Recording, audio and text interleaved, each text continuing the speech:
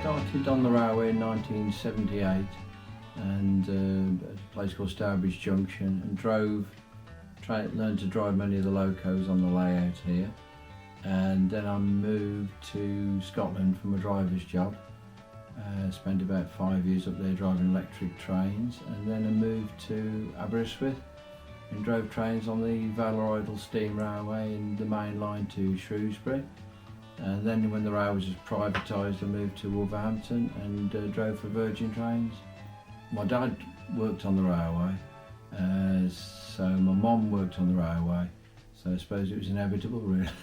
Although I did several other jobs and left school because my father had lived through the Beeching era on the railways. A lot of his friends had been made redundant, so he didn't want me to go onto the railways, but I eventually did after about 4 or 5 years of various jobs. Right. I worked on the railways about 38 years altogether.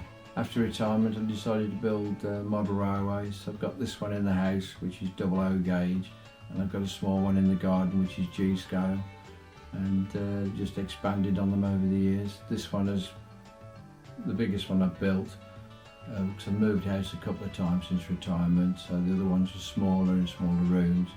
But as you see, this one fills the garage up. Well, really to recreate my life on the railways. I've got a lot of engines that I drove myself. I know the exact sound of the locomotive, and each locomotive has got the exact sound of the original locomotive.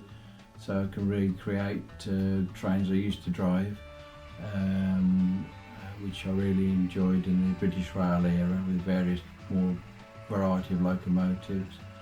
And that's it really, but I haven't got to get up at silly hours in the middle of the night to go to bed in the middle of the night. and just come and run them whenever I feel like it. I'll probably one about 3 or 4 times bigger than this, a lot more complicated, a lot more running lines.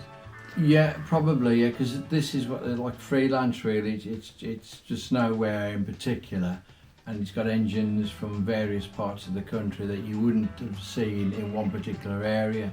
So it's just of no particular area really.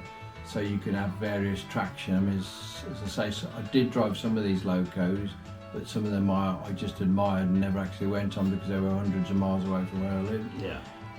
But yeah, if you got the money and the time, it'd be nice to recreate an actual section of line that you'd worked over, something like the West Coast Main Line from Preston to London.